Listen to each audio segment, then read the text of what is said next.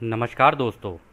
Law of one यानी एक का कानून, या कह लीजिए एक का ज्ञान, या कह लीजिए एक के तरीके, यह उसके 48वें सत्र का दूसरा भाग है। दोहराया जाता है कि इस किताब द्वारा दी गई सभी सूचनाएं और जानकारियां आप जान भी सकते हैं, मान भी सकते हैं, नज़रअंदाज भी कर सकते हैं और नकार भी सकते हैं, क्योंकि यह आपकी स्वतंत्र इच्छा या फ्री विल है, जो कि एक अनंत रचयिता द्वारा आपको दी गई है। एक बात और कही जाती है कि लॉ ऑफ वन पूरी तरह से सभी के लिए फ्री है।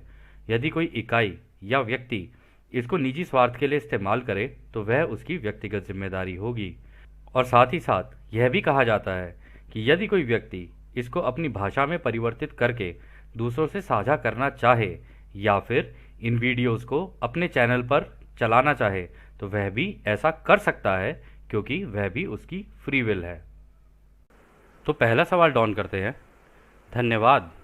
मैं एक उदाहरण के रूप में एक ऐसी इकाई को लेना चाहता हूँ जो यहाँ जन्म लेने वाला है और वो मोटे तौर पर पॉजिटिव झुकाव वाली वरिष्ठता की लिस्ट में उच्च स्तर पर है और संभवतः है चक्र के अंत तक संभव है कि कटाई लायक भी हो जाए, और इस जन्म के पहले अपने अनुभवों का एक पूरा चक्र भी उसने पालन किया हो। तो उसका कौन सा शरीर सक्रिय होगा, उसके जन्म लेने की क्या प्रक्रिया होगी, उस तीसरी घनत्वता के शरीर के सक्रिय होने की प्रक्रिया, जैसे कि शरीर इन घनत्वताओं के माध्यमों से मूव होता है और अपने माध्यमों पर काम करता है। तो दोस्तों, यहाँ पर जो डॉन ने सवाल किया, उन्होंने कहा कि मैं ना किसी एक व्यक्ति का उदाहरण लेना चाहता हूँ यहाँ पे, जो कि यहाँ पर एक मतलब वरिष्ठता के नाते यहाँ पर आए हुए हैं और अपने पिछले जन्म जी चुके हैं और अब वो उस हायर एंड पे पहुँच चुके हैं जहाँ पर अब उनकी कटाई होने वाली है। तो वो यहाँ पर आएंगे और उस वरिष्ठता की लिस्ट में भी हैं, आएंगे और यहाँ पर अपने मतलब वो, क्योंकि उनका झुकाव तो पहले से ही पॉजिटिव है, तो यहाँ पर वो जब इस तरीके का काम करके आगे निकलेंगे तो उसकी जो पूरी प्रक्रिया है ना, उसके ज़रा बारे में आप मेरे को बता सकते हैं। वो कह रहे कि वो यहाँ पे आके कटाई लायक भी हो जाएंगे और इस जन्म से पहले भी उनके अनुभव होंगे कि उन्होंने एक जन्म में मतलब जितने भी जन्म लिए हैं उनमें पूरे चक्र का पालन भी किया है। तो उनका सक्रिय वो जो शरीर है वो कौन सा सक्रिय होगा, यानी एक्टिवेट कौन सा होगा। आपको याद होगा रा ने क्या कहते हैं वो कलर वाले जो कोडिंग है उनसे बताया था, जो बॉडीज़ होती है हमारी अलग अलग। तो उसके बारे में यहाँ पे वो जानने की कोशिश कर रहे हैं कि ये जो जन्म लेने की प्रक्रिया है ये किस तरीके से होगी, उनका कौन सा शरीर एक्टिवेट होगा और यहाँ पे ये किन किन घनत्वताओं में मूव होता है। यानी कि ये जो शरीर है ना, ये भी तो डेंसिटीज़ में मूव होते हुए जाता है ना, आत्मा डेंसिटीज़ में मूव होते हुए जाएगी और वो जितने भी अलग अलग तरीके के शरीर हैं वो भी अपने आप में घनत्वता दर्शाती है ना। तो फिर वो कह रहे हैं कि पूरा का पूरा हो जाता है, फिर अंत में जाके फिर मृत्यु होती है, फिर उसके बाद अलग अलग शरीर जो है वो सक्रिय होते हैं यानी एक्टिवेट होते हैं। तो कह रहे कि हम ना ये पूरा सर्किट जानना चाहते हैं कि ये शुरुआत से लेकर उस अंत तक बिंदु तक कैसे होता है ये पूरा का पूरा काम, और ये जन्म लेने के बाद जो मृत्यु होती है फिर उसी स्थान पर व्यक्ति आता है, फिर आगे कैसे चलता है। तो थोड़ा सा अगर आप इसके बारे में, ये पूरा जो चक्र है ना, ये जो पूरी साइकिल है, इसके बारे में बता सके ना तो बहुत बढ़िया रहेगा। तो राय इसका जवाब देते हैं, आपके सवाल में विभाजन है, क्योंकि आप यह मानते हैं कि सारी रचनाएं एक जैसी होती हैं। प्रत्येक इकाई के इसे सक्रिय करने के अपने अपने पैटर्न्स होते हैं और उनमें जागरूकता का अपना लय होता है। कटाई के लिए महत्वपूर्ण चीज़ इकाई के विभिन्न ऊर्जा केंद्रों के बीच सामंजस्यपूर्ण संतुलन है। ये नोट किया जाना चाहिए कि संतुलन करना और कटाई का आपस में महत्वपूर्ण संबंध है। हम आपके सवाल की गहराई को समझते हैं और हम उसमें सामान्य जवाब पर ही जोर देंगे, क्योंकि इस तरह के मनगढ़ंत सवालों को हम महत्वपूर्ण नहीं मानते हैं। तो उन्होंने देखो पहली बात तो कहती है भाई ये एक मनगढ़ंत सवाल है तुम्हारा, ये जो तुम पूरा चक्र जानने की कोशिश कर रहे हो। उसका कारण उन्होंने ये बोला कि हर व्यक्ति, तो अगर तुम देखो तुम्हें लग रहा है कि सारी रचनाएं एक जैसे हैं। अरे यार, हर ग्रह अलग है, ठीक है, उस ग्रह पर रहने वाले लोग अलग तरीके के होंगे, सारी चीज़ें तो रचनाएं अलग अलग हो रखी है ना, क्योंकि तो एक्सपेरिमेंट है। इसके अंदर तो हर हर जगह नई रचना हो रही है, हर जगह नए तरीके के लोग हैं और सब धीरे धीरे प्रोग्रेस कर रहे हैं, सबको रचयिता बनना है अंत में जाके। तो वो कह रहे हैं तो इसमें ना सबके अलग अलग पैटर्न होते हैं और हर कोई व्यक्ति इसके जो एक्टिवेशन करता है ना इस बॉडी की, वो अलग अलग तरीके से ही करता है। तो इस कारण से यहाँ पे उन्होंने जो सबसे महत्वपूर्ण चीज़ कही है, उन्होंने कहा देखो कटाई के जो लायक जो चीज़ इंपॉर्टेंट है ना, वो है आपके जो एनर्जी सेंटर्स हैं, यानी ये जितने भी हमारे चक्रास होते हैं, कह रहे उनके बीच में कैसा संतुलन बना हुआ है ना, वो है महत्वपूर्ण। और उन्होंने यहाँ पर ये भी कहा कि देखो ये नोट किया जाना चाहिए कि कटाई का और ये संतुलन का आपस में बहुत महत्वपूर्ण संबंध है।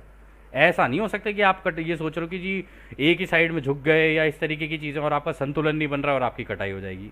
ऐसे तो नहीं हो सकता, आपको संतुलन बना के चलना पड़ेगा इस केस में। और फिर वो कह रहे हैं कि हम आपके गहराई को, मतलब सवाल की गहराई को तो समझते हैं, लेकिन ये जो सवाल है वो थोड़ा सा मन गढ़ंत है। खैर, फिर वो आगे कहते हैं, एक इकाई जन्म लेने से पहले एक उचित समय स्थान में रहती है। इस स्थान का असली रंग इकाई की आवश्यकताओं पर निर्भर करता है। उदाहरण के लिए वो इकाई जो घुमक्कड़ हैं, इस कारण से उनके मन, शरीर, आत्मा परिसर के कोर के अंदर हरे, नीले और इंडिगो का असली रंग रहता है।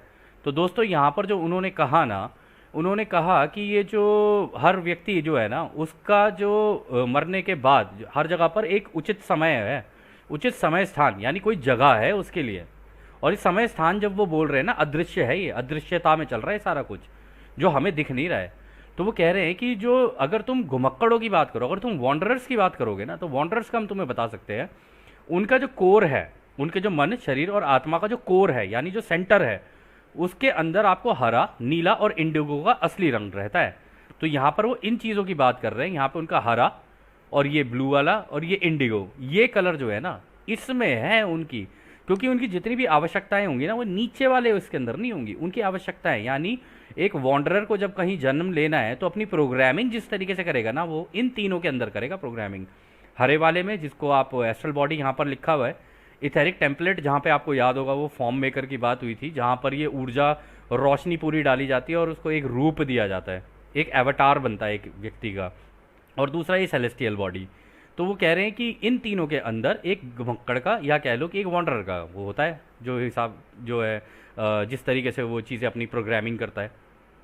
फिर वो आगे कहते हैं, अपने जन्म में आने से पहले यानी कि पैदा होने से पहले इकाई उस शरीर में अपना वक्त निवेश यानी इन्वेस्ट करती है या अपने इंडिगो शरीर या इथेरिक शरीर को सक्रिय करती है, क्योंकि यही रूप निर्माता फॉर्म मेकर होता है। पैदा होने की प्रक्रिया से पहले युवा या छोटे भौतिक मन, शरीर, आत्मा परिसर में 7 ऊर्जा केंद्रों में क्षमता होती है, यानी कि उसमें ठहरी हुई ऊर्जा होती है। इन ऊर्जा केंद्रों के समय स्थान में एनालॉग भी है और इस 7 असली रंग की घनत्वताओं का संबंध 7 ऊर्जा केंद्रों से होता है। इस प्रकार सूक्ष्म जगत यानी माइक्रोकॉज्म में सभी अनुभव मौजूद हैं और जिसे वो तैयार करता है। यह बिल्कुल ऐसा है जैसे कि एक शिशु के अंदर पूरा ब्रह्मांड समाहित है। तो दोस्तों यहाँ पर भी उन्होंने बहुत अच्छी बात की। उन्होंने कहा किसी भी व्यक्ति के पैदा होने से पहले, ठीक है ना, उसका जो है ना वो अपना टाइम स्पेंड करता है, और टाइम स्पेंड करता है इंडिगो शरीर या इथेरिक शरीर। इंडिगो हो गया यही वाला आपका बाहर वाला, ये जो है ना वॉन्डर्स के केस में तो उन्होंने बता दिया कि ये तीनों के लिए, तीनों ही है उनके, कह रहे लेकिन वो मैक्सिमम के जो होता है ना यही फॉर्म मेकर होता है। ये जो सेलेस्टियल बॉडी इथेरिक टेम्पलेट आपको दिख रहा है ना यहाँ पे, ये कह रहे कि यहाँ पे इथेरिक टेम्पलेट के ऊपर वाला ये सेलेस्टियल जो है, सेलेस्टियल बॉडी, कह रहे वो ये ही है जहाँ पे वो फॉर्म मेकर होता है। तो उसके पास सारे अनुभव अवेलेबल होंगे कि भाई अब मुझे जाना है, अब मुझे ये अनुभव लेने, जिसकी वजह से मेरा एक झुकाव बनेगा या तो पॉजिटिव की साइड या नेगेटिव की साइड। तो यहाँ पे वो अपनी पूरी प्रोग्रामिंग कर रहा होता है कि हाँ हाँ ये अनुभव चाहिए मुझे, इस तरीके का शरीर चाहिए, इस तरीके का घर चाहिए, इस तरीके का परिवार चाहिए, इस तरीके के माँ बाप चाहिए, इस तरीके के बहन भाई चाहिए, इस तरीके के दोस्त चाहिए। तो वो सारी चीज़ें यहाँ पर प्रोग्रामिंग अपनी कर रहा होता है। तो यहाँ पर कुछ भी ऐसा नहीं लग रहा है जैसे कि सब कोई चीज़ें रैंडम हो, ऐसा लग रहा है कि ये सारी चीज़ें ना वो पहले से ही प्री डिसाइड करके आता है। और इसमें भी वो कह रहे हैं कि ये जो होता है ना, इनके पास कोई भी व्यक्ति होगा ना, उसके सारे मतलब भौतिक मन, शरीर, आत्मा परिसर में जो उसके एनर्जी सेंटर्स होते हैं ना, जो चक्रास होते हैं, उनके अंदर पोटेंशियल होता है। यानी पोटेंशियल यानी एक ठहरी हुई ऊर्जा होती है। वो ऊर्जा का इस्तेमाल कब करता है ना, ये है उससे उसका झुकाव बनना शुरू होता है। चक्रास तो सारे हैं, ऊर्जा भी उनके अंदर पूरी की पूरी है, लेकिन वो उनका इस्तेमाल करके झुकाव कैसे बनाएगा ना, वो उसके अनुभवों पे निर्भर करता है। और इसी में वो कह रहे हैं कि ये ही है, आप इसको रिलेट भी कर सकते हो घनत्वताओं के सारे रंगों से। जैसे उन्होंने बताया था ना कि घनत्वताओं के भी सारे रंग ऐसे होते हैं, रेड, ऑरेंज और इस तरीके से सारे नीचे से ऊपर जो चलते हैं विबग्योर की फॉर्म में। तो कहने लगे कि ये आप उससे भी रिलेट कर सकते हो। और इसी प्रकार वो कह रहे हैं कि यहाँ पे माइक्रोकॉज्म, अगर आप सूक्ष्म जगत की बात करो ना, तो सारे अनुभव मौजूद हैं वहाँ पे। जिसे वो बैठ के वहाँ पे तैयार करता है। यानी कि यहाँ पर अगर आप देखें तो वो कह रहे हैं इस सेलेस्टियल बॉडी के अंदर ना, जहाँ पर जब वो पहुँचता है मृत्यु के बाद, या कह लो अपने नई गेम को खेलने के लिए जब वो तैयार करता है अपने आप को, तो यहाँ पे सारे अनुभव हैं उसके पास। अब वो उनमें से चुनेगा, अपनी प्रोग्रामिंग करेगा कि इस वीडियो गेम को खेलने के लिए मुझे क्या क्या चीज़ें चाहिए। जैसे हम लोग वीडियो गेम खेलते हैं ना, भाई ये वाली गाड़ी चाहिए, ये वाले कपड़े चाहिए, ये वाला ऐसा चाहिए, ये वाला वैसा चाहिए। तो जैसा वो चाहे वो यहाँ पे अपनी प्रोग्रामिंग कर रहा होता है। और इसी वजह से वो यहाँ पे उन्होंने राह ने कहा कि आप इसको ऐसे कह सकते हैं कि जैसे एक बच्चे के अंदर पूरा ब्रह्मांड समाहित है, यानी सारे ऊर्जा चक्र हैं उसके अंदर, वो किसी भी डेंसिटी को क्रॉस कर सकता है। ज़रूरी नहीं है फोर्थ डेंसिटी में जाए, फिफ्थ में भी जा सकता है, सिक्स्थ में भी जा सकता है, सेवन्थ में भी जा सकता है, ये सारी चीज़ें कर सकता है वो, क्योंकि सारे सातों चक्र है ना उसके।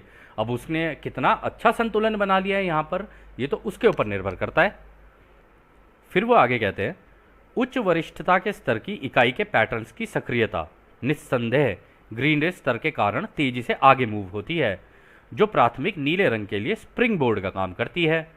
नीली प्राथमिक ऊर्जा को भेदने में हमेशा कुछ कठिनाई होती है, क्योंकि इसके लिए वह चाहिए जो आपके लोगों के पास बहुत कम है, वह है ईमानदारी। नीली किरण खुद के साथ और दूसरों के साथ मुक्त रूप से बातचीत करने या व्यक्त करने की किरण है। तो दोस्तों यहाँ पर उन्होंने कहा, देखो अगर आप उनकी बात करोगे ना, जो सीनियरिटी में यहाँ पर आए हुए, जो सीनियर्स आए हुए यहाँ पे अपनी कटाई करवाने के लिए, तो कहते हैं अगर आप उनके पैटर्न देखोगे ना, तो उनका ग्रीन रे तो निसंदेह है ही।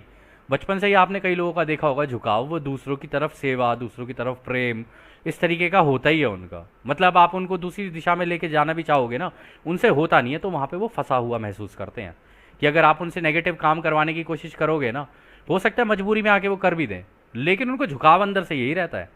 तो कहने लगे कि ये ना, ये जब होता है उनके साथ, तो उनको जो उसका नेक्स्ट स्टेप होता है, यानी स्प्रिंग बोर्ड का मतलब हो गया, अब वो बड़ी तेजी से निकलेंगे नीले वाले की तरफ, यानी थ्रोट चक्रा की तरफ। तो वो कह रहे थ्रोट चक्रा का जो यहाँ पर है ना, बस इसको ही भेदने में सबसे दिक्कत होती है लोगों को। वो इसीलिए क्योंकि इसको करने के लिए ना ईमानदारी चाहिए। अब वो ईमानदारी आएगी कहाँ से? ईमानदारी तो तब कर सकता है ना कोई इंसान जब इस कार्य को, मान लो दूसरों की सेवा का कार्य कोई कर रहा है, तो उसका खुद का कोई मोटिव नहीं होना चाहिए। मोटिव मतलब जैसे कि अब सबसे बड़ी दिक्कत ये हो सकती है कि भाई कोई व्यक्ति बेचारा दूसरों की सेवा करना चाहता है, बट उसके पास पैसे नहीं है। अब उसके पास पैसे नहीं है तो भाई वो अगर मान लो दूसरों की सेवा भी कर रहा है, तो उसके अंदर वो ढूंढेगा कि भाई इससे थोड़ा पैसा भी कमा लूँ। अब अगर पैसा ज़रूरत से ज़्यादा उसको लालच आ गया, तो अपने रास्ते से भटक जाएगा। तो इस वजह से उसको कुछ ना कुछ ऐसा संतुलन बनाना पड़ेगा कि वो पैसा भी कमाए, चाहे बेशक अलग कोई काम करके कमा ले, लेकिन ये जो काम है उसे दूसरों की सेवा का करना है, वो पूरी ईमानदारी से करना पड़ेगा। क्योंकि मुंह से व्यक्त करते वक्त इंसान सच भी बोल सकता है, झूठ भी बोल सकता है, अब मैनिपुलेट भी कर सकता है, कुछ भी कर सकता है वो, लेकिन उसकी ईमानदारी डिपेंड करती है उसकी इंटेंशन में, कि उसकी इंटेंशन क्या है, उसकी सोच में क्या चल रहा है। अगर वो ईमानदारी से अपना काम कर रहा है ना, तो वो रुकेगा नहीं, वो करता ही चला जाएगा, वो उसको कोई फ़र्क नहीं पड़ना दुनिया में क्या हो रहा है क्या नहीं हो रहा है। तो वो कह रहे कि बस यही एक चीज़ है जो तुम्हारे यहाँ के लोगों के पास कम है, ईमानदारी। अगर ईमानदारी हो ना, तो वो अपनी अच्छी खासी ग्रेड बना के और यहाँ से निकल सकता है। और यहाँ पर उन्होंने कहा भी है, नीली किरण वो ही है जो अपने आप को मुक्त रूप से दूसरों से अपनी बातचीत करने या व्यक्त करने की किरण है, कि अपने आप को व्यक्त कर सके वो सामने वाले के सामने। ऐसा ना हो कि वो अपनी बातें कुछ छुपा रहा है या उसको छुपानी पड़ रही हैं, मजबूरियाँ हैं, तो कोशिश उसको ये करनी चाहिए कि खुलकर ही बात कर ले तो ज़्यादा सही है। खैर फिर आगे वो कहते हैं, यह स्वीकार करने के बाद कि वो इकाई जो कटाई के योग्य है या कटाई योग्य होने के करीब है, वो अपने इस ग्रीन रे स्प्रिंग बोर्ड से काम करेगी, तो वो ये मान सकता है कि उसके बाकी के जीवन के अनुभव स्वतंत्र रूप से व्यक्त किए गए संपर्क की प्राथमिक नीले किरण की सक्रियता पर फोकस होगी, जो कि स्वतंत्र रूप से दिए गए संचार की प्राथमिक नीली किरण की सक्रियता पर केंद्रित होगी। स्वतंत्र रूप से बुद्धिमान ऊर्जा के द्वारा ज्ञान बांटकर इंडिगो रे को भी सक्रिय किया जा सकता है, और यदि संभव हो तो इस प्रवेश द्वार के माध्यम से आगे बढ़ते हुए वायलेट रे की अनंत बुद्धिमानिता को भी भेदा जा सकता है। इसे इस अर्थ में देखा जा सकता है जैसे रोजमर्रा की रचनाओं और गतिविधियों की प्रकृति को रचयिता की सेवा में अर्पित करके या पवित्र करके ज्ञान बांटकर इसे मैनिफेस्ट किया जा सकता है। तो दोस्तों यहाँ पर भी उन्होंने देखो बता ही दिया कि अगर कोई व्यक्ति ये अपने अंदर ये एनालिसिस कर ले, जो राह ने अभी यहाँ पर बताया, अपने खुद का एनालिसिस कर ले, अपने बारे में जान ले, तो फिर वो ये मान सकता है कि हाँ भाई मैं यहाँ पर अपनी कटाई कराने के लिए आया हूँ और मैं कटाई योग्य बनने की कोशिश करूँगा अब। तो कोशिश करने के लिए अब वो दिल के चक्रा यानी हार्ट चक्रा से काम करेगा, क्योंकि ग्रीन रे चक्रा तो वही है। तो कह रहे वो स्प्रिंग बोर्ड का काम करेगी। स्प्रिंग बोर्ड बिल्कुल ऐसे कि वो तेज़ी से निकलेगा आगे। लेकिन इसको करने के लिए ना उसको अपने जितने भी अनुभवों का इस्तेमाल करके स्वतंत्र रूप से अपने मतलब थ्रोट चक्र गले के चक्र का इस्तेमाल करते हुए दूसरों को ये ज्ञान बांटने की कोशिश करनी चाहिए, या जो उसने चीज़ें सीखी हैं ऑनेस्ट तरीके से दूसरों को देनी चाहिए। ठीक है, क्योंकि ये सारी चीज़ें ना उसकी थ्रोट चक्र के ऊपर ही केंद्रित होंगी कि अब वो अगर दिल से काम कर रहा है और अपनी भी कटाई अपने आप को भी कटाई के योग्य बना रहा है, और क्योंकि दूसरों की सेवा में है तो उसको दूसरों की भी कटाई की मदद करनी पड़ेगी उनके लिए भी। कि यदि अगर कोई व्यक्ति अपनी कटाई करवाना चाहता है, हार्वेस्ट कराना चाहता है पॉजिटिव डेंसिटी में, तो उनकी मदद करे कि ये कैसे हो सकता है, उनको तरीके बताए कि भाई ये तरीके हैं। इस किताब के अंदर आप दोस्तों जान ही चुके हो कि कितने सारे तरीके राने दिए हुए हैं ऑलरेडी। कोई चाहे तो इनका क्या कहते हैं पूरा एक जगह पे बना के एक प्रोसीजर बना सकता है कि भाई ये तरीके हैं जिनका इस्तेमाल करके अपनी कटाई कराई जा सकती है पॉजिटिव घनत्वता में। और इसमें भी वो कह रहे हैं कि अगर वो इस तरीके से करता जाएगा ना तो शायद उसको पता ना चले, लेकिन उसका जो कुंडलिनी है ना वो एक्टिवेट हो चुका होगा, और वॉयलेट रे के द्वारा यानी कि अपना जो उसका क्राउन चक्र है ना उसके द्वारा वो अनंत बुद्धिमानिता यानी रचयिता की बुद्धिमानिता से इंफॉर्मेशन निकाल निकाल के ला सकता है, यानी इन्हीं तरंगों की फील्ड से इन्फॉर्मेशन ऑटोमेटिकली, क्योंकि वो अपनी इंट्यूशन का इस्तेमाल करेगा। और ये जो इंडिगो चक्र ये होता है ना, हमारा पीनियल ग्लैंड होता है, ये इंट्यूशन बेस्ड होता है। ये इंट्यूटिवली अगर आप कुछ ढूंढते रहोगे मेडिटेशन के अंदर ना, जो सवाल है आप डालते रहोगे ना, आपको जवाब मिलते जाएंगे। तो जैसे जैसे आपको जवाब मिलते जाएंगे ना, आप उनका यूज़ करके दूसरों की सेवा कर सकते हो कि भाई मेरे सवाल ये थे, जब मेरे सवाल है तो हो सकता है दूसरों के भी इसी तरीके के हो, और जिन जैसे जैसे सवाल आते जाएंगे वो पूछ पूछ के उनको जवाब देता चला जाए। और ऐसा अगर वो करेगा तो वो दूसरों की सेवा कर सकता है। और वो कह रहे कि रोज़मर्रा की रचनाओं और गतिविधियों की प्रकृति को ऐसे कर दे, अपनी ज़िंदगी को ऐसा कर ले कि वो दूसरों की सेवा में उसको मतलब वो कर दे कि हाँ मैं ये सारे रचयिता हैं, इनकी सेवा करनी है मुझे, और ये उनको उनके लिए ही मैं ये काम करने के लिए यहाँ पर आया हूँ। और इस ज्ञान को बांट कर उसको वो मैनिफेस्ट कर सकता है अपनी ज़िंदगी में, मतलब अपनी ये जो कटाई है ना उसको मैनिफेस्ट करवा सकता है वो, चाहे तो पॉजिटिव में भी और चाहे तो नेगेटिव में भी, दोनों ही साइड के लिए है ये, ऐसा नहीं है किसी एक के लिए। फिर वो आगे और कहते हैं, शारीरिक रूप से मृत्यु होने पर जिसे आप परिवर्तन कहते हैं, इकाई को तुरंत अपनी स्थिति का एहसास होता है और वह इंडिगो रूप निर्माता वाले शरीर में वापस आ जाता है, और वहाँ तब तक आराम करता है जब तक कि उचित भविष्य की नियुक्ति ना हो जाए। तो वो कह रहे हैं कि जब कोई व्यक्ति मृत्यु हो जाती है उसकी, तब वो वापस आएगा इसी इंडिगो बॉडी के अंदर, यहाँ पे ये सेलेस्टियल वाली जो आपको दिख रही है ना इंडिगो, यहाँ पे कह रहे यहाँ पर आ जाएगा, और वहाँ पर तब तक इकाई वो जो व्यक्ति होगा आराम करेगा वहाँ पे जब तक वो प्रॉपरली अपना पूरा डिज़ाइन ना क्रिएट कर ले कि अब मैं अगले भविष्य में क्या करूँगा। और रा ने देखो कितनी सुंदर बात कही है यहाँ पे, रा ने मृत्यु नहीं कहा है, रा ने कहा है कि ये तो परिवर्तन है, तुम मतलब एक गेम से अब दूसरे लेवल के ऊपर जाओगे, तो ऐसी तुम गेम खेलते हुए जाओगे, परिवर्तन ही चल रहा है, कंटिन्यूअस चेंज है ये। अगर आप दोस्तों अपने अनुभवों को भी देखोगे ना तो आप देखोगे कंटिन्यूअस चेंजेस होंगे, और अगर चेंजेस नहीं हो रहे हैं ना तो उसकी वजह से बोरियत होगी और फिर दिक्कतें हो सकती हैं। तो इसलिए कंटिन्यूअस लर्निंग बहुत ज़रूरी होती है किसी भी व्यक्ति के लिए, और कुछ ना कुछ सीखते रहना चाहिए। तो वो कह रहे हैं इस तरीके से वो अपने भविष्य की जब तक नियुक्ति ना हो जाए तब तक वहाँ पे वो आराम करेगा। फिर वो आगे कहते हैं, यहाँ हमारे पास कटाई में अनियमितता है, यानी कि सभी की कटाई एक तरीके से नहीं होती है, या सभी इकाइयों की कटाई नहीं होती है। कटाई के समय में इकाई अपने इंडिगो शरीर को वॉयलेट रे मैनिफेस्टेशन में ट्रांसफ़र करता है, जैसा कि उसके असली रंग पीले में देखा जा सकता है। यह इकाई की कटाई योग्य होने की क्षमता को मापने के उद्देश्य से होता है, यानी कि ये देखने के लिए कि वो कटाई योग्य है या नहीं। इस अनियमित कार्य को ध्यान से पूरा करने के बाद इकाई फिर से अपने इंडिगो शरीर में चला जाता है और अपने स्थान समय और समय स्थान में असली रंग के ठिकाने लोकस में स्थित हो जाता है, जहाँ पर आवश्यक इलाज और सीखने और सिखाने की प्रक्रिया पूरी की जाती है और आगे के जन्म की आवश्यकता निर्धारित की जाती है। तो सेम चीज़ उन्होंने यहाँ पे दोबारा बोली है कि देखो, इसीलिए हम तुम्हें कह रहे हैं कि ये ज़रूरी नहीं है सबकी कटाई हो, और ये ज़रूरी नहीं है कि हर कोई व्यक्ति अपनी हार्वेस्ट करा के आगे निकल जाए। कह रही ये तो डिपेंड करता है, यहाँ पे अनियमितता है, ये तो डिपेंड करता है कि कौन अपने ऊपर काम करके अपनी कटाई करवाएगा या नहीं कराएगा। वो कह रहे हैं कि वो इंडिगो शरीर से वॉयलेट रे के मैनिफेस्टेशन में ट्रांसफ़र करता है, यानी कि यहाँ पर अब उसने पूरी तैयारी कर ली है, सारी चीज़ें अपनी तैयार कर चुका है। फिर वो एंड में जाके इस वॉयलेट में जाएगा, फिर वहाँ से ये येलो वाले को भी देखेगा। मतलब ये तीन चीज़ें कि अभी ये जो मेरा येलो वाला चल रहा है, यानी येलो वाले में तो वो होता है ना अदर सेल्स के साथ रिलेशन, दूसरों के साथ उसके रिलेशन कैसे हैं।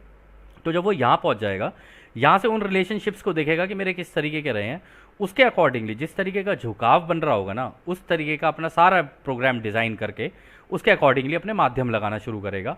और फिर यहाँ पर दोबारा जन्म लेगा और दोबारा जन्म लेकर अपनी कटाई करवाने की कोशिश करेगा। अगर उसे पता है कि हाँ भाई ये कटाई करवानी होती है अपनी, या हार्वेस्ट करानी होती है, तभी होता है, तभी कर सकता है वो। अगर वो जाने अनजाने में अपनी ज़िंदगी जी रहा है तो बहुत मुश्किल है ऐसे। तभी तो राह कह रहे हैं यहाँ पे अनियमितता है, क्योंकि कई लोगों को तो पता ही नहीं है ना कि हार्वेस्ट इस तरीके से कराई जाती है।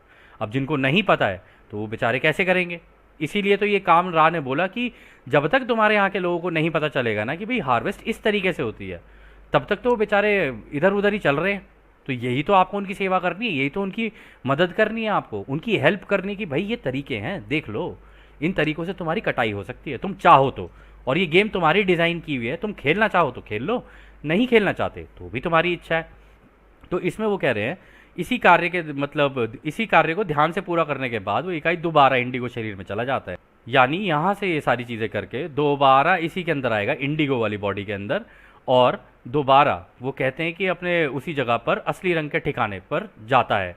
यानी अगर उसने जो अपना ये येलो वाला जो भी है ना, ये इसका जो भी जिस जगह उसे जन्म लेना है, फिर वो अपना यहाँ पर जाता है, या इससे पहले, मतलब इनफैक्ट इससे पहले भी वो यहीं पर ही जाएगा इंडिगो में वापस। इंडिगो में यहीं बैठ के अपनी हीलिंग भी करेगा, सारी चीज़ें करेगा, प्रोग्रामिंग करेगा। फिर फ्यूचर में जहाँ पर उसको जन्म लेना है ना, वहाँ पर वो जन्म लेगा और अपने सीखने सिखाने का काम दोबारा आगे कंटिन्यू करेगा। खैर, फिर अगला सवाल डॉन करते हैं, तो फिर कौन इसकी निगरानी करता है कि आगे के जन्म की ज़रूरतें कौन निर्धारित करेगा और जन्म के लिए वरिष्ठता सूची सेट करता है।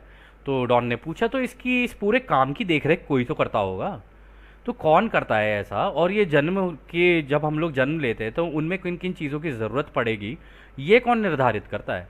और ये भी कौन डिसाइड करता है कि भाई कौन सीनियर है कौन जूनियर है इस केस के अंदर, ये कैसे होता है सारा। तो रा कहते हैं यह एक सवाल है जिसके दो जवाब हैं। सबसे पहले तो वो लोग हैं जो ग्रह रक्षकों के साथ या उनके नीचे काम करते हैं और उन जन्म लेने के पैटर्न्स के लिए जिम्मेदार होते हैं जो अपने आप जन्म लेते हैं, यानी कि जो आध्यात्मिक विकास क्रम में सचेत रूप से आत्म जागरूक नहीं होते हैं, जिन्हें सचेत रूप से ये नहीं पता होता है कि अपनी ज़िंदगी के निश्चित आकार को कैसे बनाया जाता है। इसलिए वो जीवन के एक पैटर्न को ही दोहराते रहते हैं और बार बार जन्म लेते रहते हैं। आप चाहें तो इनको देवदूत या एंजल भी कह सकते हैं। वे स्थानीय होते हैं या आपके ग्रह क्षेत्रों के ही होते हैं। तो वो कह रहे हैं कि देखो यहाँ पर ना ये जिस तरीके से होता है ना, ये कह रहे हैं कि सबसे पहले तो तुमको समझना पड़ेगा कि जो ग्रह रक्षक है, आपको याद होगा रा ने बोला था 24 गार्जियन होते हैं, ठीक है ना। इनको कई लोग गार्जियन एंजल्स भी बोल देते हैं, लेकिन यहाँ पर रा ने केवल उनको गार्जियंस ही बोला है। तो उन्होंने कहा है कि ये जो ग्रह रक्षक होते हैं ना, वो इनके साथ इनकी टीम में मिलके काम करते हैं, उन लोगों की मदद करते हैं जिन लोगों को अभी तक उन्होंने अपना आध्यात्मिक विकास शुरू भी नहीं किया है। मतलब उनको पता ही नहीं चल रहा है कि ज़िंदगी कैसे चल रही है, कन्फ्यूजन में पूरी ज़िंदगी निकाल देते हैं। यही वो लोग होते हैं दोस्तों जो अपनी रिपीट करते हैं लाइफ, जो ये साइकिल रिपीट करते हैं ना। इससे यही समझ में आ रहा है कि रा ने उन्हीं के बारे में बात की है। तो कह रहे हैं कि ये उनकी मदद करते हैं तब तक, क्योंकि उनकी जो ज़िंदगी होती है ना ऑटोमेटिक हो जाती है। वो दोबारा पैदा होंगे, दोबारा मर जाएंगे, दोबारा पैदा वो होंगे, दोबारा मर जाएंगे, लेकिन वो आगे नहीं निकल पा रहे हैं। मतलब आध्यात्मिक रूप विकास में आगे नहीं निकल पा रहे हैं वो। और ना ही उन्हें ये पता है कि अपनी ज़िंदगी को निश्चित आकार कैसे दिया जाए, क्योंकि जब तक ये नॉलेज आपके पास नहीं होगी, ये ज्ञान आपके पास नहीं होगा और आप ढूंढोगे भी नहीं, तो फिर आप कैसे करोगे। जब आपको तरीके ही नहीं पता है तो आप करोगे कैसे। तो इस वजह से वो कह रहे हैं कि वो बार बार अपने पैटर्न को ही दोहराते रहते हैं और बार बार ही जन्म लेते रहते हैं। तो इसको वो कह रहे हैं कि ये जो लोग होते हैं ना, जो गार्जियंस के साथ काम कर रहे होते हैं, इनको आप देवदूत और एंजल भी कह सकते हो। और उन्होंने कहा कि वे स्थानीय होते हैं या आपके ग्रह क्षेत्रों के ही होते हैं। यानी वो ये कह रहे हैं कि जो तुम्हारे ग्रह से एडवांस होके आगे निकल गए ना, यानी जिन्होंने पहले कटाई करवा ली अपनी, वो इस टीम को जाके ज्वाइन करते हैं, इस टीम के अंदर सीखते हैं, इस टीम को ज्वाइन करते हैं और इनके साथ मिलकर दूसरों की मदद करते हैं कि वो अपने पैटर्न्स को कैसे ठीक कर सकते हैं। फिर वो आगे कहते हैं दूसरा जवाब, वरिष्ठता की कंपनता की तुलना आप ऐसे कर सकते हैं जैसे कि एक ही गिलास में अलग अलग तरह के तरल पदार्थों को रखा गया हो। कुछ ऊपर सतह से पर उठेंगे, अन्य तल में डूब जाएंगे। परिणाम स्वरूप इकाइयों की परतें और परतें बनेंगी। जैसे जैसे कटाई नज़दीक आती है, वैसे वैसे जो लोग सबसे अधिक रोशनी और प्रेम से भरे हुए होते हैं, वे स्वाभाविक रूप से और बिना निरीक्षण के अपने जन्म के अनुभवों के कारण उस कतार में होते हैं। तो वो कह रहे हैं कि ये जो देखो, अब आप सीनियरिटी की जो बात कर रहे हो ना, जो वरिष्ठता की बात कर रहे हो, जिनको आप वरिष्ठ नागरिक कह सकते हो, इस केस के अंदर वरिष्ठ नागरिक का मतलब दोस्तों ये नहीं है कि जो लोग बूढ़े हो गए हैं, नहीं नहीं नहीं नहीं। यहाँ पर बात हो रही है कि अनुभव के मामले में कौन आगे है, पीछे से कैसे आ रहा है, और यहाँ पे अपनी कटाई कराने के लिए आया हुआ है, लेकिन उनका नेचुरल झुकाव दूसरों की सेवा का होगा। ये उनका अपने सेल्फ एनालिसिस से कर सकते हैं वो, अगर पता करना चाहें तो, कि क्या मेरा झुकाव दूसरों की सेवा का है, क्या मुझे दूसरों से प्रेम सहानुभूति है, क्या दूसरों को दुख में देखकर मुझे दुख होता है। अगर ऐसा है तो उनका सीनियरिटी लेवल है। तो वो इसी में यही कह रहे हैं कि ये बिल्कुल आप उनको ऐसे देख सकते हो जैसे एक ही ग्लास के अंदर अलग अलग लेवल्स हों। जैसे कि कभी हम तेल डाल दें, फिर उसके ऊपर कुछ और डाल दें पानी, फिर उसके ऊपर कुछ और कलर का डाल दें, फिर उसके ऊपर कुछ और कलर का डाल दें, तो आपको अलग अलग लेवल्स दिख जाएंगे उसके अंदर। तो कह रहे हैं कि कुछ तो ऐसे हैं जो कि ठीक है उठ के ऊपर चले जाएंगे उसी पानी के अंदर, कुछ ऐसी होंगी जो परतें बनती जाएंगी और नीचे गिरते चले जाएंगे, कुछ नीचे सेटल हो जाएंगे। तो कह रहे कि जैसे जैसे कटाई एंड तक आती रहेगी ना, जो लोग सबसे ज़्यादा रोशनी और प्रेम से भरे हुए होते हैं ना, वो स्वाभाविक रूप से बिना निरीक्षण के अपने जन्म के अनुभवों के कारण उस कतार में होते हैं, क्योंकि ये पहले से ही ऐसे होते हैं। इनके अंदर रोशनी और प्रेम से भरे होते हैं ये दूसरों के लिए, इनको सीरियसली दूसरों के लिए कंसर्न होता है। ऑन टॉप ऑफ दैट अगर उनको ये ज्ञान मिल जाए तो फिर वो दूसरों से साझा करते हैं कि भाई तुम्हारी ज़िंदगियाँ भी ठीक हो सकती हैं इससे, अगर तुम ढंग से इस्तेमाल कर सको तो और लेकिन उसमें ज़ोर ज़बरदस्ती से नहीं कराया जा सकता है किसी से। आज़ादी सबकी है, दे दो, चुनाव सबका है, जिसने जो चुनना है वो अपने आप चुनेगा, ठीक है ना। ज़ोर ज़बरदस्ती से नहीं कर सकते आप इस काम को। फिर इसमें वो आगे कहते हैं, जब इकाई अपने आध्यात्मिक विकास क्रम के तरीकों से टोटल सेल्फ के द्वारा जागरूक होती है तो खुद ही उन सबक लेसन को क्रम में लगाती है और उसके लिए स्थान बनाती है, जो कि भूलने की प्रक्रिया से पहले उसके जन्म के अनुभव में अधिकतम विकास और उसके झुकाव की दिशा को तय करती है। अपने जीवन के अनुभवों के तरीकों को पूरी स्वतंत्र इच्छा से चुनने वाली उन वरिष्ठ इकाइयों की इस कुल स्वतंत्र इच्छा का एकमात्र नुकसान यह है कि कुछ इकाइयाँ एक जीवन के अनुभव के दौरान इतना कुछ सीखने का प्रयास करती हैं कि माध्यम की तीव्रता उस ध्रुवीकृत इकाई को अव्यवस्थित कर देती हैं, और इस प्रकार अनुभव अधिकतम रूप से उतना उपयोगी नहीं होता है जितना कि उसे होना चाहिए। तो दोस्तों इस हिस्से में राह कहते हैं कि जिस भी व्यक्ति, चाहे कोई भी व्यक्ति हो, आप हो, हम हो या कोई भी हो, तो वो ना जितने भी होते हैं ना, सारे अपने टोटल सेल्फ के द्वारा जागरूक होते हैं। यानी उनके टोटल सेल्फ जो होते हैं ना, जो आपको याद होगा राह ने बताया था, टोटल सेल्फ ये जो आपकी कॉजल बॉडी, जो हायर बॉडी है ना, यहाँ पर ये आपकी टोटल सेल्फ। आपकी सारी जानकारियाँ इसी के अंदर ही होती हैं, मतलब फ्यूचर की जितनी भी हैं, या कह लीजिए जो टोटल सेल्फ वहाँ पर गैलेक्टिक सेंटर के पास जो होता है उसको भी टोटल सेल्फ आप कहते हो, या गैलेक्टिक सेंटर को भी आप एक तरीके से टोटल सेल्फ कह सकते हो, क्योंकि सारी मेन जानकारियाँ तो वहीं पर ही होती हैं। हायर सेल्फ आपके सूरज के अंदर रहेंगे, ये चीज़ पहले क्लियर है, वो कर लेते हैं। फिर इसके बाद वो कहते हैं कि कोई भी व्यक्ति होगा ना, वो यहाँ बैठकर अपने लेसन्स को प्रोग्राम करेगा। यानी जो भी उसको लेसन लेने हैं यहाँ पे इस धरती के ऊपर या किसी भी ग्रह पर किसी को भी लेने हैं, तो वो अपने उनको क्रम में लगाती है, यानी एक ऑर्डर बनाती है कि भाई इस तरीके से मेरे लेसन बनेंगे, इस तरीके से बनेंगे, या फिर इस तरीके के झुकाव मेरे को पैदा करने हैं, तो उसके लिए मैं अपने अकॉर्डिंगली लगाता जाऊँगा अपने माध्यम भी। और जो कह रहे हैं ना, भूलने की प्रक्रिया से पहले ही होगा ये सारा का सारा काम, ताकि वो अपने अनुभवों का इस्तेमाल करके ना अधिकतम विकास कर सके अपना, और अपना एक झुकाव किसी भी दिशा में बना सकें, या तो दूसरों की सेवा में या खुद की सेवा में।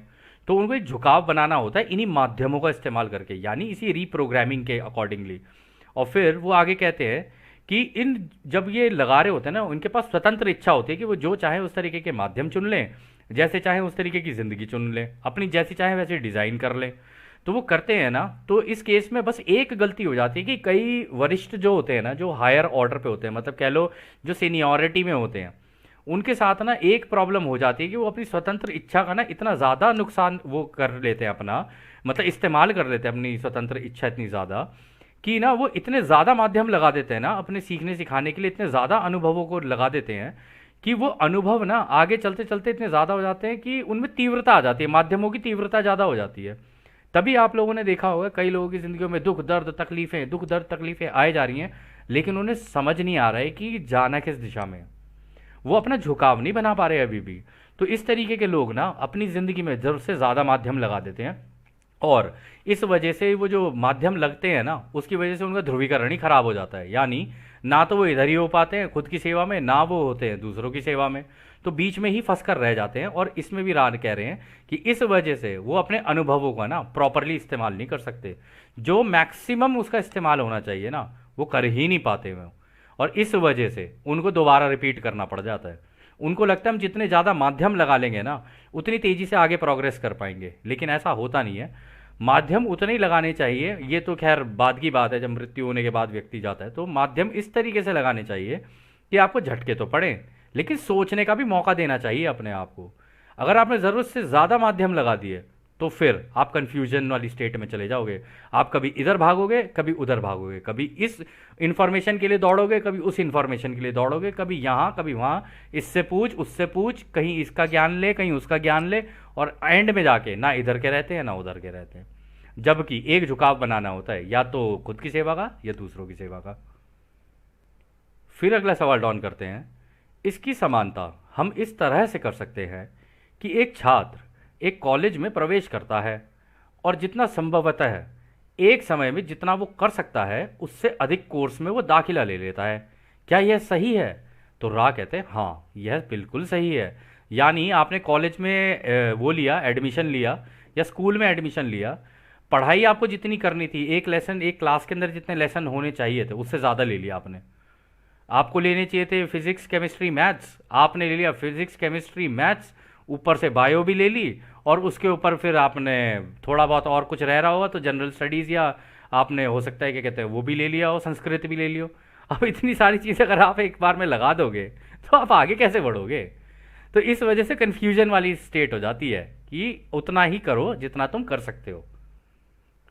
फिर अगला सवाल डाउन करते हैं, क्या आप मुझे बता सकते हैं कि कैसे अलग अलग शरीर लाल से लेकर बैंगनी तक का संबंध लाल से लेकर बैंगनी तक के ऊर्जा केंद्रों से है? क्या वे किसी तरह से जुड़े हुए हैं? तो वो यही कह रहे हैं कि ये जो शरीर हैं, ये जितने भी हमारे शरीर यहाँ पर दिख रहे हैं इस इमेज में, ये हमारे चक्रों से कैसे जुड़े हुए हैं, मतलब इनका रिलेशन हमारे चक्रों से कैसे है? तो रा कहते हैं यह इस कार्य का अंतिम पूर्ण सवाल होगा। जैसा कि हमने नोट किया है, प्रत्येक असली रंग की घनत्वता में 7 ऊर्जा केंद्र होते हैं और प्रत्येक इकाई के सारे ऊर्जा केंद्रों में सक्रिय होने की क्षमता यानी पोटेंशिएशन होती है। ये तब सक्रिय होती है जब ये पीली किरण में आती है, और वायलेट रे की अनंत बुद्धिमानिता उसके लिए अगले अष्टक ऑक्टेव के अनुभव के लिए एक पासपोर्ट है। तो दोस्तों यहाँ पर पता उन्होंने क्या कहा? उन्होंने कहा देखो, जैसा हमने तुम्हें नोट किया, हमने भी नोट किया है और तुम्हें बताया है, ये तुम्हारे जितने भी ऊर्जा केंद्र होते हैं ना, जो तुम्हारी असली घनत्वता में, यानी अभी हम तीसरी घनत्वता में जो है या उसकी बात हो रही है, तीसरी घनत्वता इस वक्त येलो में है, मतलब हालांकि अब तो ग्रीन में जा रही है ये, और जा चुकी है, रा ने पहले ही बता दिया है वो। तो वो कह रहे हैं कि इसके अंदर ना आपके पास जो 7 ऊर्जा केंद्र होंगे उनके अंदर क्षमता तो है, ऊर्जा है उनके अंदर, अब आप उसे इस्तेमाल कैसे करोगे तो आपके ऊपर है। तो कह रहे हैं कि वो तब सक्रिय यानी तब एक्टिवेट होते हैं जब ये पीली किरण में आती है। पीली किरण का मतलब हो गया जब आप एक समूह के साथ, एक ग्रुप के साथ, और ग्रुप सिक्योरिटी या कह लो अपने परिवार के साथ, इस तरीके की, या इस केस में कंडीशनल लव होता है, क्योंकि लव में तो अनकंडीशनल होता है, इस केस में कंडीशनल लव होता है जब आप उस परिवार की सिक्योरिटी और ये सारी चीज़ें देख रहे होते हो अपने परिवार की। एक समूह होता है, आप एक समाज के अंदर अपनी ज़िंदगी जी रहे होते हो, तो इस वजह से जैसे ही आप उसके अंदर घुसते हो ना, या कोई सामाजिक कार्य करने लगते हो, तभी आपका पीला रे एक्टिवेट हो जाएगा। यानी कि आप इस चौथी घनत्वता, आप इस तीसरी घनत्वता के येलो रे को आप एक्टिवेट कर चुके हो, अपने येलो चक्रा को। ग्रीन को एक्टिवेट करने के लिए आपको लव सीखना पड़ेगा, प्रैक्टिस करना पड़ेगा कि दूसरों से प्रेम कैसे किया जाता है, और वो भी अनकंडीशनल तरीके से। उनसे गलतियां हो, कुछ भी हो, माफ़ करो, आगे निकलो, लेकिन कंटिन्यूसली आगे निकलते रहो। माफ़ करने के बाद उन्हें आगे निकल जाओ, आप अपने दिल से माफ़ करो, निकलो। फिर वो कहते हैं और इसमें जब ये पीली किरण में आती है ना, तो ये वायलेट रे की अनंत बुद्धिमानिता, यानी फिर उनको फिर मेडिटेशन स्टार्ट कर देनी चाहिए। मेडिटेशन करके अपनी अनंत बुद्धिमानिता यानी इन तरंगों से कांटेक्ट बनाना चाहिए, बिल्कुल जैसे एक फ़ोन इंटरनेट से कनेक्शन बनाता है, इस तरीके से वो बनाएगा ना। तो इसका इस्तेमाल करते हुए वो अपनी ग्रेड इंक्रीज करना शुरू करता है, अपनी ग्रेड को आगे लेके जाना शुरू करता है। और जब वो ऐसा करना शुरू करता है ना, तो ये उसके लिए एक पासपोर्ट का काम करती है अगली घनत्वता में जाने के लिए। फिर वो आगे कहते हैं, ऐसे माहिर हैं जिन्होंने कई ऊर्जा केंद्रों और कई असली रंगों को भेदा है। यह भौतिक शरीर में रहते हुए अत्यधिक सावधानी के साथ किया जाना चाहिए, क्योंकि हमने ये गौर किया है कि लाल, नारंगी और पीले सर्किट को असली रंग के नीले सर्किट के साथ जोड़ने से ये खतरा है कि इससे उसके मन, शरीर, आत्मा में अव्यवस्था की काफ़ी संभावना होती है। हालांकि जो इकाई अनंत बुद्धिमानिता में प्रवेश करती है वह मूल रूप से ब्रह्मांड में आज़ादी से चलने में सक्षम है। तो यहाँ पर वो पता है क्या कह रहे हैं, यहाँ पर वो कह रहे हैं हमने देखा है तुम्हारे प्लेनेट पर ऐसे ऐसे मेडिटेटर हैं, ऐसे ऐसे माहिर हैं। ये जो जब भी ये माहिर कहे ना, तो ये बहुत हाईली एडवांस लेवल के मेडिटेटर उनकी बात कर रहे हैं। या फिर अगर खुद की सेवा वालों की बात की जाए तो वहाँ पे जो काले जादू का इस्तेमाल करते हैं उसकी बात हो रही है। दोनों की ही बात कर रहे हैं यहाँ पे कि कई लोग ऐसे हैं जिन्होंने असली रंगों को भेदा है। और फिर वो कह रहे हैं कि दिक्कत ये होती है कि ये जो तुम जिस शरीर के अंदर तुम रह रहे हो ना, इस काम को बहुत ही सावधानी से करना चाहिए। कह रहे कि हमने गौर किया है कि जब आप ये नीचे के 3 चक्र में होते हो ना, लाल, ऑरेंज और पीला, तो अगर आप इस केवल इसी में हो और अचानक से आपने ब्लू का इस्तेमाल करना शुरू कर दिया और दूसरों को ज्ञान बांटने लग गए और ये सारी चीज़ें करने लग गए बिना अनंत बुद्धिमानिता से कांटेक्ट बनाए हुए, और दूसरा ये कि आपने प्रॉपर ज्ञान नहीं लिया है और फिर आप दूसरों को ज्ञान देने के लिए निकल गए, तो कह रहे इस केस में ये जोड़ने से खतरा हो जाता है और ये संभावना होती है कि वो अपने आप को अव्यवस्थित कर ले, वो मतलब खुद ही अपने रास्ते से भटक जाए वो इंसान। ऐसा हो सकता है क्योंकि प्रॉपर उसको जानकारी है नहीं, प्रॉपर नॉलेज उसके पास है नहीं, तो अपने रास्ते से बिल्कुल भटक सकता है। हल्का सा भी कुछ हुआ ना उसकी ज़िंदगी में, वो एकदम से भटक जाएगा, एकदम से भटक जाएगा। उसे खुद के ऊपर काम करना चाहिए। वो बाहर बाहर की दुनिया के अंदर फंस जाएगा। वो दुनिया में क्या चल रहा है, लोग क्या बोल रहे हैं, इसने उसको क्या कहा, किसने किसी को क्या कहा, वो इसमें फंस जाएगा। वो निकल ही नहीं सकता है इसके अंदर से। तो फिर वो कह रहे कि हालांकि जो इकाई अनंत बुद्धिमानिता में प्रवेश करती है वह मूल रूप से ब्रह्मांड में आज़ादी से चलने में सक्षम है। यानी कि जो इकाई अपने मेडिटेशन में जाके अपनी इस कुंडलिनी को एक्टिवेट कर लेती है और रचयिता की अनंत बुद्धिमानिता से अपना वो कर लेती है, कांटेक्ट बना लेती है, तो वो इस ब्रह्मांड में से कहीं भी जाकर जानकारी लेकर आ सकता है। वो कह रहे हैं ना, आज़ादी से चल सकता है वो, क्योंकि उसे रचयिता का ज्ञान हो गया।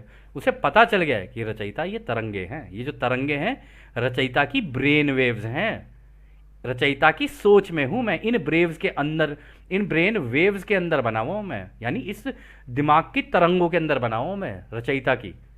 ये तरंगे ही रचयिता हैं। तो जब उसको ये पता चल जाता है ना, तब वो एक जगह से दूसरी जगह से इंफॉर्मेशन निकाल के ला सकता है इसी क्या कहते हैं फील्ड का इस्तेमाल करके। फिर वो आगे कहते हैं, कार्ला को छोड़ने से पहले क्या कोई संक्षिप्त सवाल है? तो डॉन कहते हैं, बस इतना ही कि कुछ ऐसा है जो हम कार्ला को अधिक आरामदायक बनाने या संपर्क में सुधार करने के लिए कर सकते हैं। तो रा कहते हैं, सब ठीक है। जैसा कि हम कह चुके हैं, कार्ला शारीरिक रूप से कमज़ोर है और लगातार काम करने का समय इसकी कमज़ोरी को बढ़ा रहा है।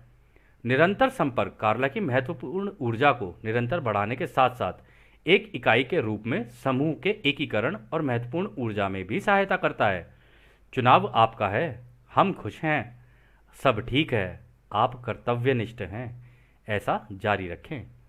अब हम आपको एक अनंत रचयिता के प्रेम और रोशनी में छोड़ रहे हैं, इसलिए हमारे दोस्तों, एक अनंत रचयिता की शक्ति और शांति में आनंदित होते हुए आगे बढ़ो।